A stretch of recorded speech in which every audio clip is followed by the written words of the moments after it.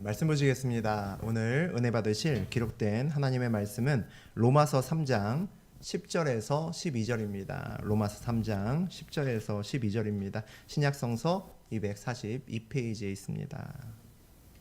기록된 바 의인은 없나니 하나도 없으며 As it is written, there is no one righteous, not even one. 깨닫는 자도 없고 하나님을 찾는 자도 없고 There is no one who understands, no one who seeks God. 다 뉘우쳐 함께 무익하게 되고 선을 행하는 자는 없나니 하나도 없도다. All have turned away, they have together become worthless. There is no one who does good, not even one. 하나님 말씀입니다. 아멘. 우리 로마서 3장 10절에서 12절까지 함께 읽었습니다. 우리 그 내용 가지고 왜 복음이 기쁘지 않을까? 왜 복음이 기쁘지 않을까라는 제목으로 우리 함께 은혜 나누겠습니다. 우리가 전도를 하다 보면, 하나님 복음을 전하다 보면 여러분 어떤 생각이 드시는지 모르겠습니다. 사람들이, 우리 전도 대장자들이 우리의 말을 잘 듣든가요? 별로 잘 안 듣죠. 우리가 전하는 복음을 그들이 정말 복음으로 듣는지 생각해 보면 별로 그렇지 않은 것 같습니다. 이 복음이라는 것이 이름 그대로 기쁜 소식이잖아요. 아주 즐겁고 기쁜 소식입니다. 그런데 우리가 복음을 전하는데 전도 대장자들은 별로 안 기뻐합니다. 별로 안 즐거워한다는 거죠. 오히려 계속 얘기하면 인상을 찌푸리는 경우가 더 많습니다. 지금 하나님을 믿는다고 이 자리에 앉아있고 또 예배를 드리시는 저하고 여러분이 처음 복음을 들었을 때 어떤 기분이셨는지 모르겠습니다. 이게 뭐지? 라는 생각 들지 않으셨나? 라는 생각도 들고, 이게 나하고 무슨 상관이 있어? 라는 생각이 들지 않았나 싶습니다. 하나님 믿으면 돈도 많이 벌고 성공하고 병에 걸리지 않고 진짜 오래 살 수 있어 라고 누군가 복음을 전해서 처음 교회에 오신 분이 있을지도 모르겠습니다. 그렇다면 그 소식을 듣고 야, 이건 진짜 기쁜 소식이다 라고 교회에 왔을 겁니다. 그런데 교회에 다니다 보면 알게 되죠. 교회에 다녀도 병은 걸리고, 교회에 다녀도 사업하다가 어려움은 오고, 교회에 다녀도 역시 쉽지 않은 인생길은 마찬가지구나 라는 것이 알게 됩니다. 그러면 야, 속았다 라는 생각이 들죠. 그래서 교회 다닌 지 한 1, 2년쯤 되면 시험에 들기 시작합니다. 이상하다. 분명히 교회 다니면 뭔가 좋아져야 되는데 처음에는 좀 좋아지는 것 같다가 그런 것 같지 않다라는 생각이 듭니다. 사실 속은 것이 아니라 복음을 잘 모르는 거죠. 복음을 잘 모르는 겁니다. 우리가 교회에 다니는 것이 그냥 단순히 잘 먹고 잘 살기 위해서 다니는 것이 아니다라는 겁니다. 그 정도가 복음이 아니라는 거죠. 복음은 헬라어 원어로 보면 에반겔리온이라고 부릅니다. 아까 제가 말씀드린 것처럼 기쁜 소식입니다. 전쟁터에서 승전보, 기쁜 소식이 날라오는 그것을 복음이라고, 가스펠이라고 똑같이 부릅니다.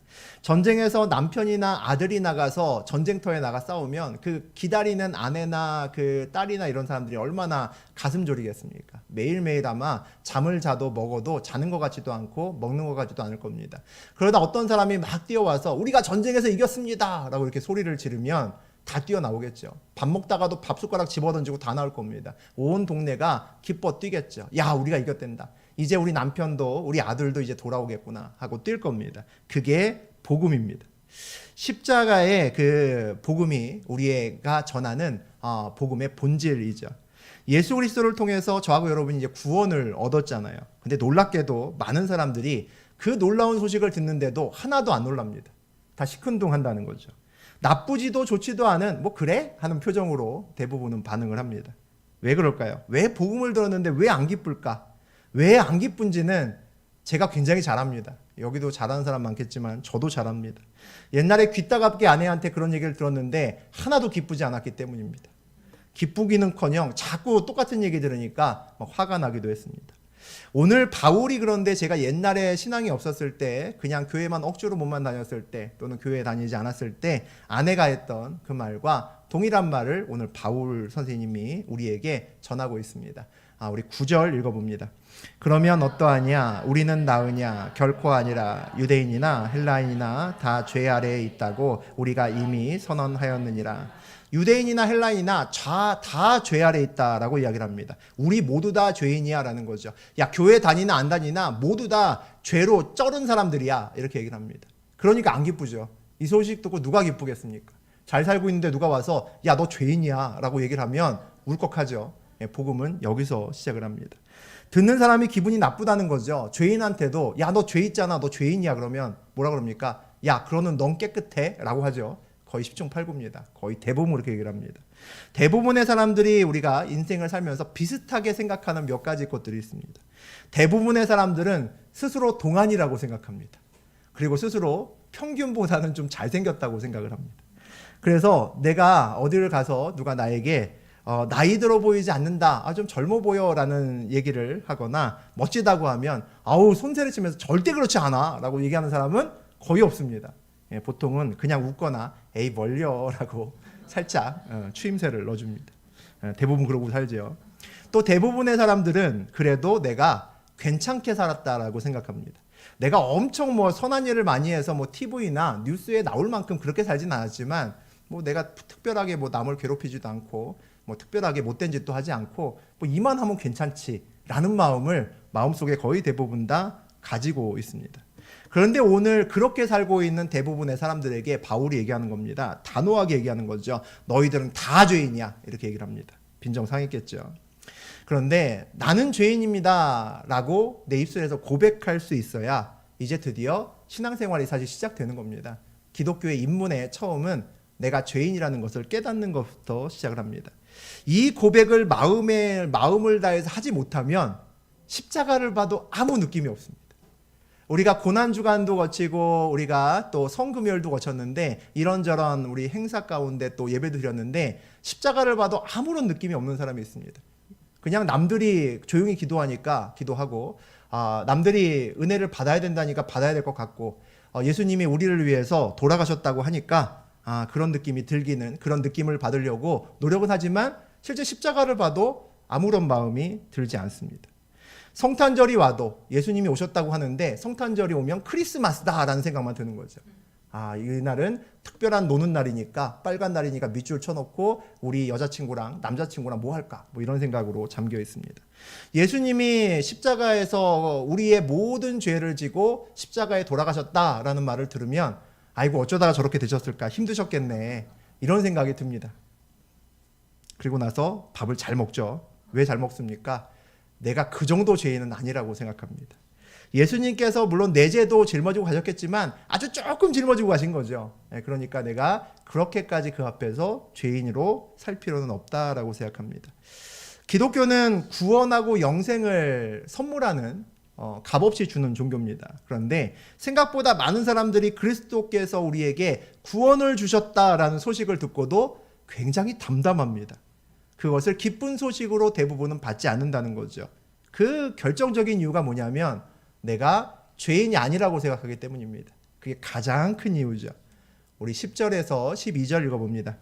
기록된 바 의인은 없나니 하나도 없으며 깨닫는 자도 없고 하나님을 찾는 자도 없고 다 치우쳐 함께 무익하게 되고 선을 행하는 자는 없나니 하나도 없도다.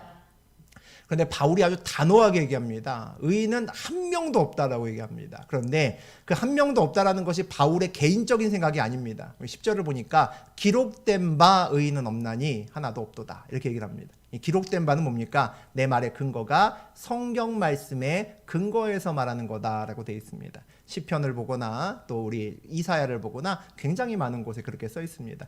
여러분 그 갖고 있는 성경의 저 10절 11절을 보면 작은 것으로 각주가 달려 있을 겁니다. 시편 몇 편, 또 이사야 몇 편, 준하는 말씀이다라는 것이 적혀 있습니다. 우리는 살면서 어떤 사람이 선하다, 다른 사람은 악하다 이렇게 판단을 하고 살아가죠. 기준은 보통 뭡니까? 대부분의 기준은 내가 기준입니다. 저 사람이 남들이 나쁘다고 해도 나에게 되게 잘해주면 그 사람은 좋은 사람입니다. 그래서 우리의 기준은 늘 상대적이죠. 그래서 내 입장에서 괜찮은 사람을 내 옆에 있는 사람은 아우 쟤 완전 별로야 라고 얘기하는 경우가 꽤나 많이 있습니다. 우리도 살다 보면 저 사람 착하다, 저 사람 진짜 선하다 이런 사람들이 있습니다. 대체적으로 많은 사람들이 선하고 착하다라고 부르는 그런 사람들이 있죠. 그런데 그 사람이 평생 화를 안 내고 평생 선하게 사는 건 아닙니다. 죄가 있다는 거죠. 그렇다고 그 사람이 지옥 간다라고 얘기하면 그건 또 아닌 것 같습니다. 저 사람이 왜 지옥 가? 저만 하면 굉장히 잘 사는데 그런 사람이 많죠. 그리고 같은 또 잣대로 나를 돌아봐도 내가 저 집사님처럼 저 권사님처럼 착하게 살진 않아도 그래도 나도 지옥 갈 정도로 나쁘게 살진 않는데 라는 생각이 다 듭니다.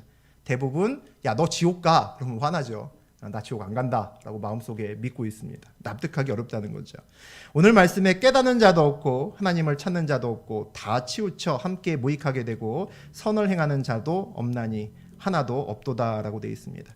성경에서 말하는 의인은 하나님 말씀대로 사는 사람입니다. 하나님을 사랑하고 하나님의 살아계심을 믿고 하나님을 경외하고 하나님과 함께 걷는 자를 우리가 의인이다라고 부릅니다. 하나님을 주인으로 삼는 사람들이죠.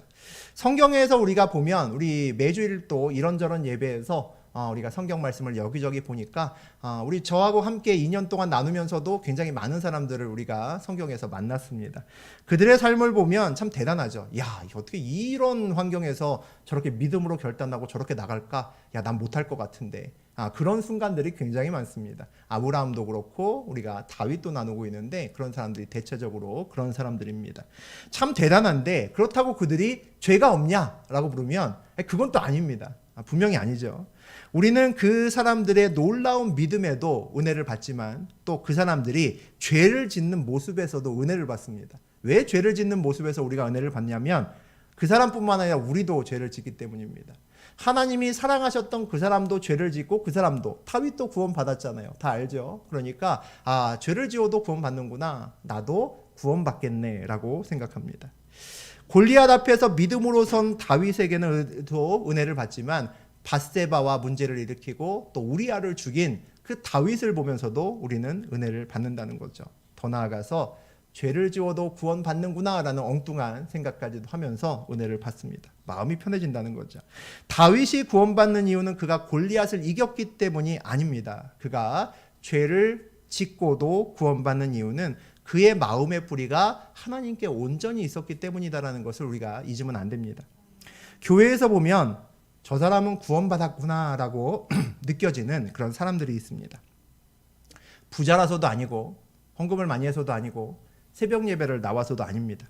그 삶을 보면 저 사람의 삶의 주인이 누구구나라는 것을 알 수 있게 하는 사람들이 있습니다. 이것은 그 사람이 하나님의 법을 지키느냐 안 지키느냐를 더 넘어서 훨씬 더 본질적인 이야기입니다. 내가 살면서 그때그때 필요한 말씀을 구하는 인생이 있습니다. 아마 대부분 그렇지 않을까 싶습니다. 그런데 말씀이 이끌어가는 인생길을 사는 사람이 있습니다. 그 인생길은 구별이 됩니다. 제 눈에만 보이는 것이 아니라 여러분 눈에도 보일 겁니다. 겉보기에는 굉장히 비슷합니다. 둘 다 말씀과 가까이 있기 때문이죠. 그런데 다릅니다. 그 삶의 주인이 다르기 때문이죠. 그 마음의 밭이 다르기 때문입니다. 그래서 다르기 때문입니다. 그래서 우리는 구원받은 자의 삶을 보고 그것을 느낄 수 있다는 거죠. 13절과 14절 그들의 목구멍은 열린 무덤이요 그 혀로는 속임을 일삼으며 그 입술에는 독사의 독이 있고. 오늘 바울의 말씀이 너무 세죠. 이 로마서가 좀 셉니다. 복음의 아주 핵심적이고 그리고 그 말투가 바울은 이렇게 돌려서 말하는 사람이 아닙니다. 예수님도 굉장히 많은 말씀을 돌려서 비유로 하셨는데 우리 바울 선생님은 아주 직설적으로 바로바로 말씀을 하시는 경향이 많습니다. 우리 입술에서 나오는 말이 악으로 가득 차다 이렇게 얘기를 합니다. 그런 얘기죠. 여러분 이 말에 동의하는지 모르겠습니다. 우리가 살면서 사실 이런저런 싸움 많이 하고 살잖아요. 부부로 살면서도 많은 싸움을 하고 부모와 자식 사이에서도 싸움을 많이 합니다. 그러다가 가끔 꼭 가족끼리 아니라 남하고도 굉장히 큰 싸움이 가끔은 벌어지기도 합니다. 인생에 있어서 몇 번은 그렇게 싸우기도 하죠. 근데 그 싸움이 원래 처음 시작은 굉장히 작았던 경우가 많습니다. 크게 문제가 없었던 거였는데 싸우다 보니까 사건이 굉장히 커진 거죠. 나중에 싸우는 걸 보면 처음에 싸웠던 이유하고는 별로 상관없는 다른 일 때문에 싸우고 있는 것을 볼 수 있습니다. 그 작은 싸움이 굉장히 커진 이유가 뭡니까? 말 때문이죠. 서로 주고받는 말 때문에 눈덩이처럼 싸움이 커진 겁니다.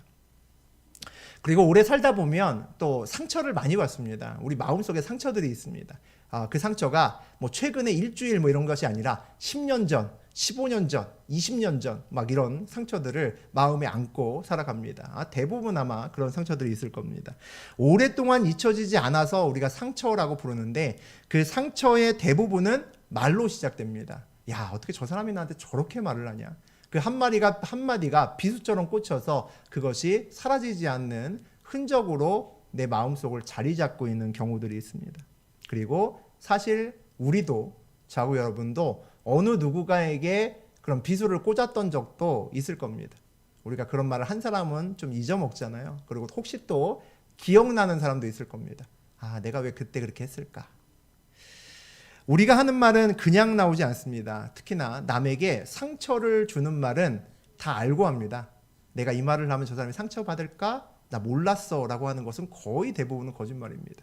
내가 남에게 상처 줄 때는 내가 이 말하면 저 사람이 아프겠지 알면서 합니다. 말은 우리 마음에 늘 뿌리를 두고 있습니다. 그래서 우리도 가끔 말을 하고 가끔 멈칫거릴 때가 있습니다. 움찔할 때가 있죠. 좋게 말하면 말실수고 나쁘게 말하면 해서는 안 될 말을 했을 때 움찔하고 철렁 내려앉을 때도 있습니다. 가끔은 제 자신 스스로가 생각해 봤을 때 야, 참 못됐다 라고 생각이 들 때가 있습니다. 여러분도 그럴 때 있을 겁니다. 우리 마음에 야, 내가 이렇게 못된 마음이 내 마음속에 있었나?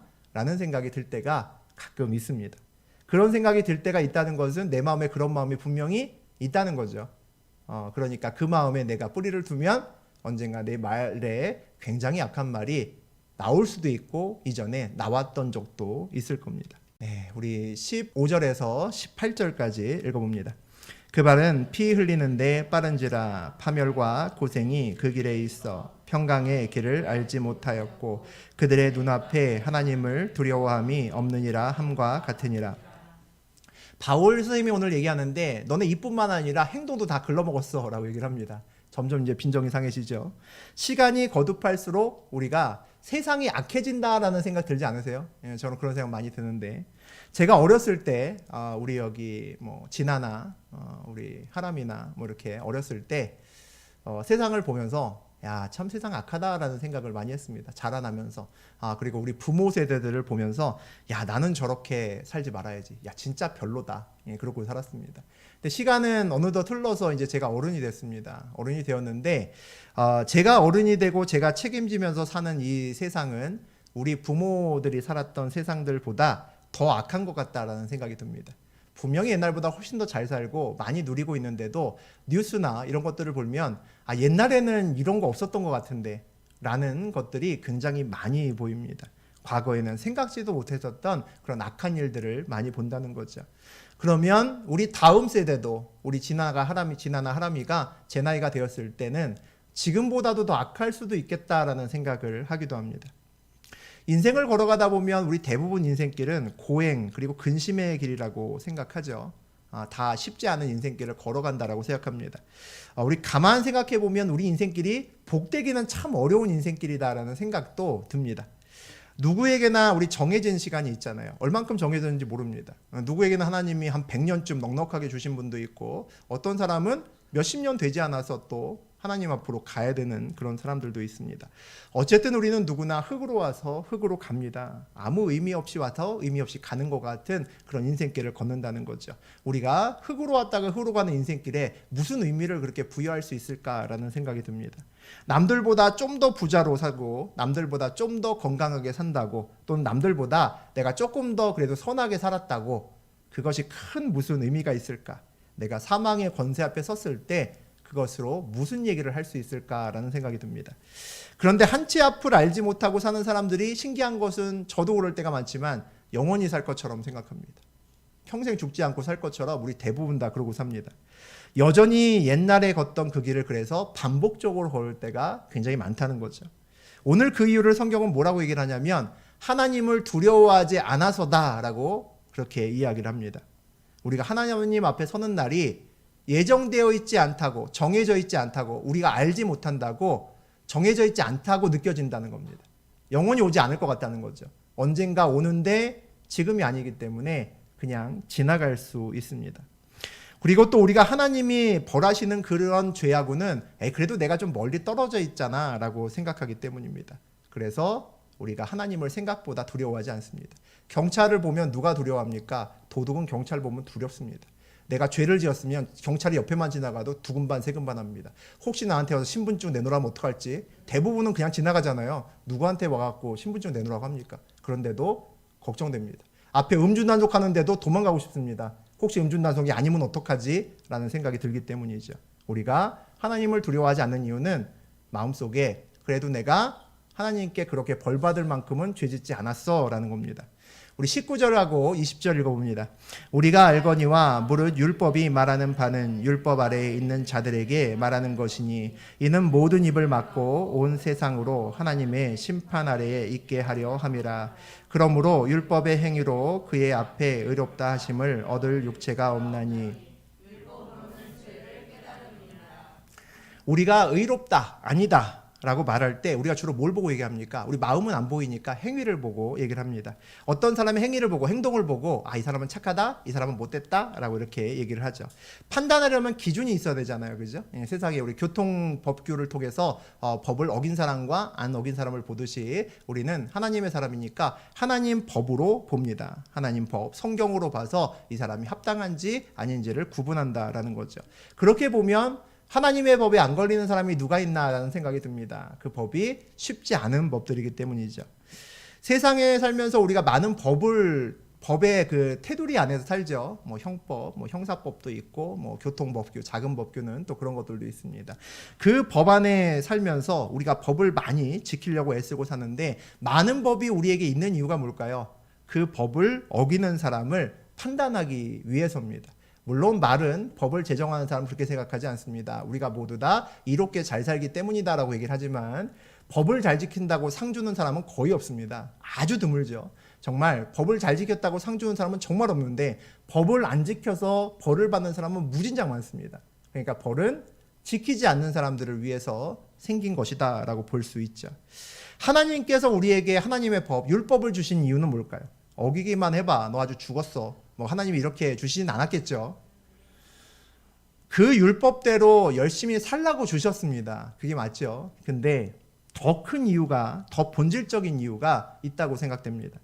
그 율법대로 하나님의 법을 받았지만 우리가 그 법을 지키면서 살려고 해도 안 되거든요.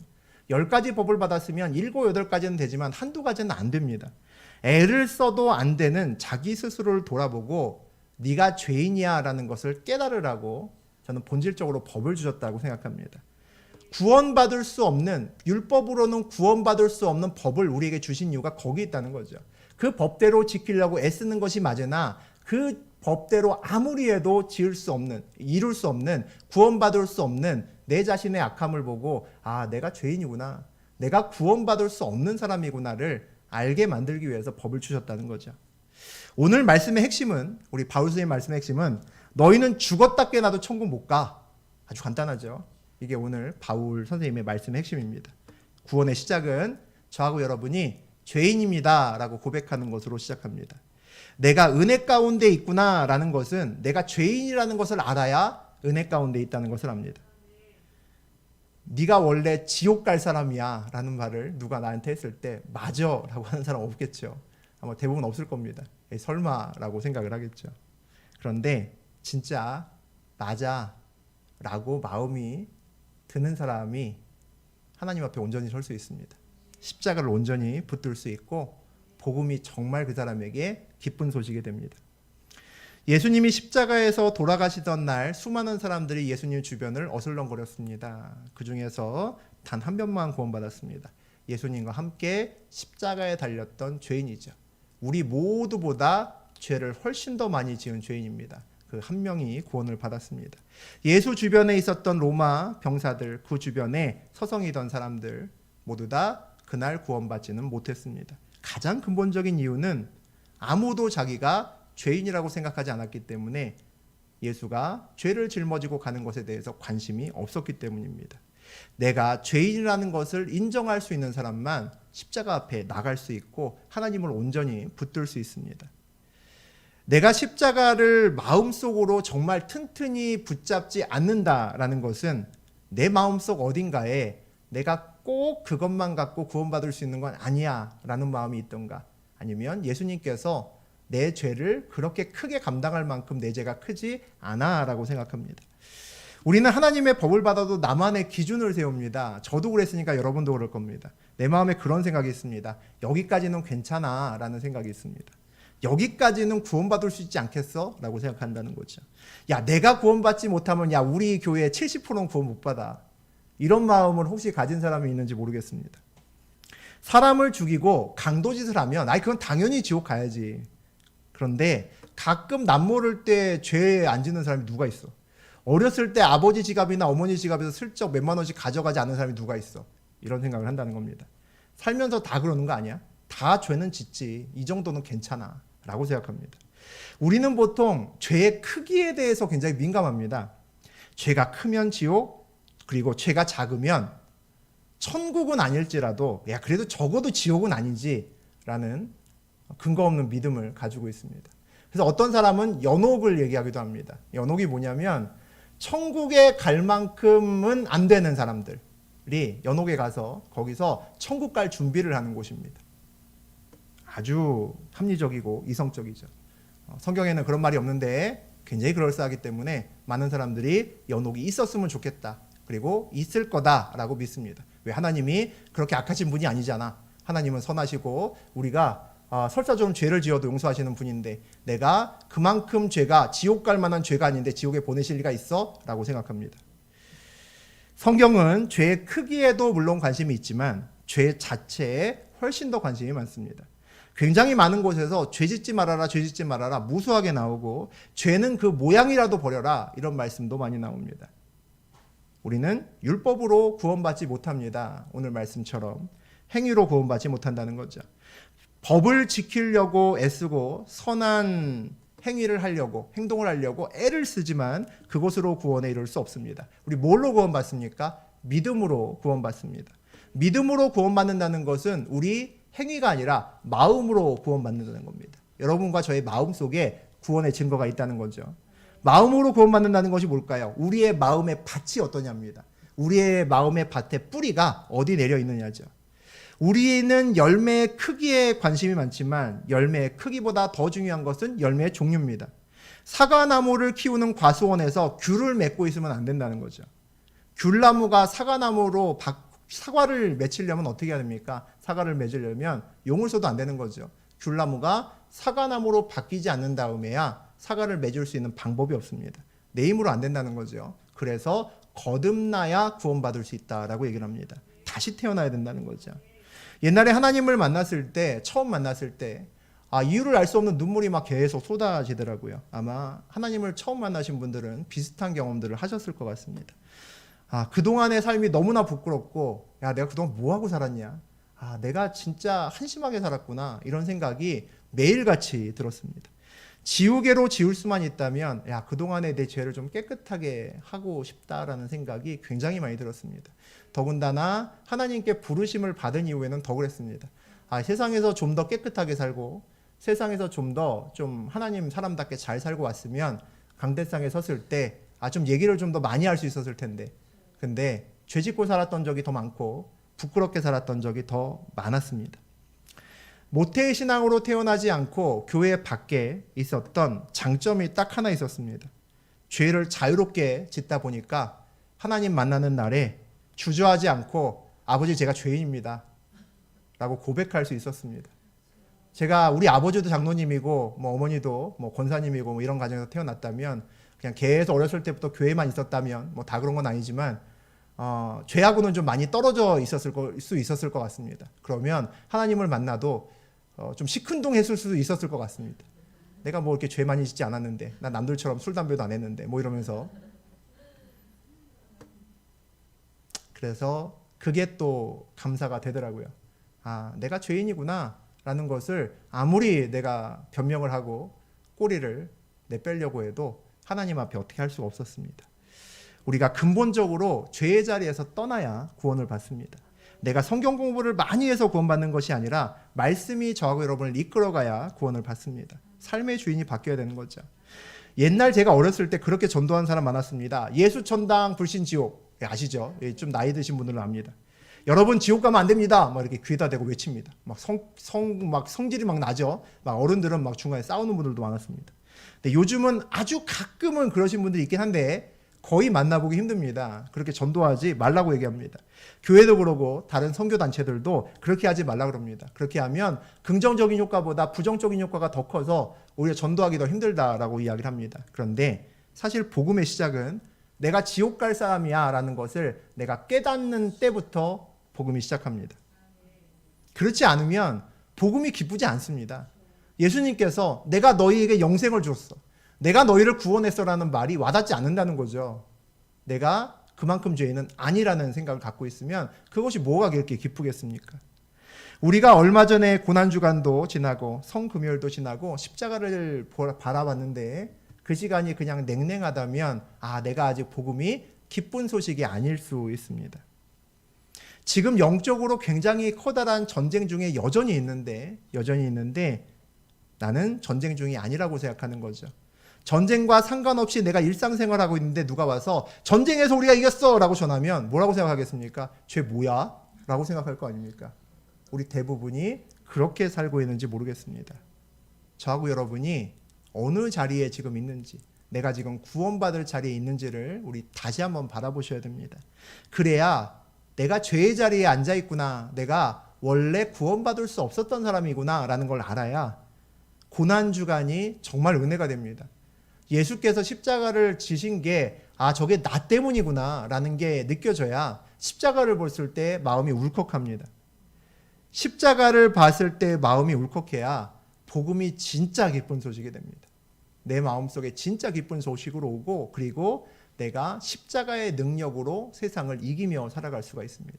십자가의 능력으로 세상을 이기며 살아간다는 것은 내가 복음을 정말 기쁜 소식으로 받아들였을 때 가능합니다. 그리고 그 능력은 예수께서 온전히 내 삶의 주인이 되셨을 때 가능하다는 거죠. 여러분 주변에 여러분을 보고 있는 사람이 있습니다. 저 사람은 구원받았나 안 받았나? 그런데 보면 압니다. 우리 주변의 사람들이 저와 여러분을 보면 압니다. 저하고 여러분이 그냥 교회에 몸만 다니지 않으셨으면 좋겠습니다. 복음이 여러분에게 정말 기쁜 소식이 되고 정말 구원받는 인생길로 걸어갈 수 있기를 주의 이름으로 축복합니다.